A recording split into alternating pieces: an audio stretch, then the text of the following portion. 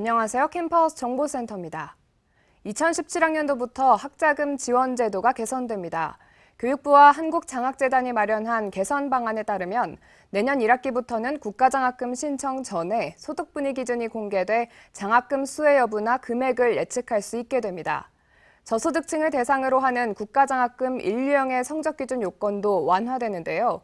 내년부터는 학기 성적이 C 이하라도 2회까지는 장학금을 받을 수 있게 됩니다.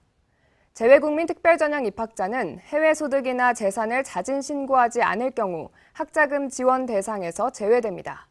이번 주 목요일 치러질 2017학년도 대학 수학 능력 시험의 문제지와 답안지 배부가 시작됐습니다. 올해 수능을 보는 60여만 명의 수험생을 위해 시험 전날인 16일까지 전국 85개 시험지구로 옮겨집니다.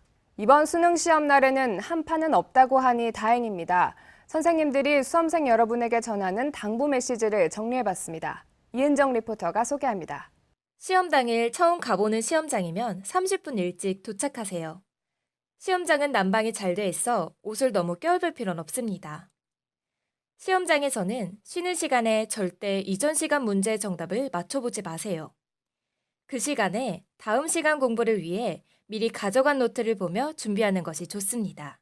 가능하면 수험표 뒷면에 내가 쓴 정답을 적어오면 좋습니다. 수시 원서를 써둔 학교에서 논술이나 면접을 보러 갈 것인지 판단도 해야 하고 전문대 수시 2차 접수도 있으니까요. 요행이나 기적을 바라지 말고 한 문제에 한 문제 집중해서 이제껏 공부한 내용을 떠올리며 풀어가십시오. 수능 수험생을 둔 학부모들의 발길이 전국의 명당으로 이어지고 있습니다. 오래된 입시철 풍속도 가운데 하나일 텐데요. 널리 알려진 수능견 명당은 대구 팔공산의 갓바위입니다. 또 전남 여수 향일암과 인천 강화군 성모도 보문사에도 수험생을 둔 부모들의 발길이 끊이지 않았습니다. 충북 진천 보탑사도 마찬가지인데요. 경내 소나무에는 수능 대박, 합격 기원 등의 문구가 적힌 쪽지가 연등꽃처럼 걸려 있다고 합니다. 수능 대박을 기원하는 촛불의식도 여자고등학교 곳곳에서 진행됐습니다. 청주여자고등학교는 인기 드라마 구름이 그린 달빛을 패러디한 노력이 그린 합격이라는 글씨를 2,500개의 촛불로 표현해 수험생들을 응원했습니다. 올해로 10년째 진행된 의식이라고 합니다. 또 속초여자고등학교는 불꽃으로 이룸이라는 글자를 새기는 퍼포먼스를 펼치며 수험생들을 응원했다고 합니다.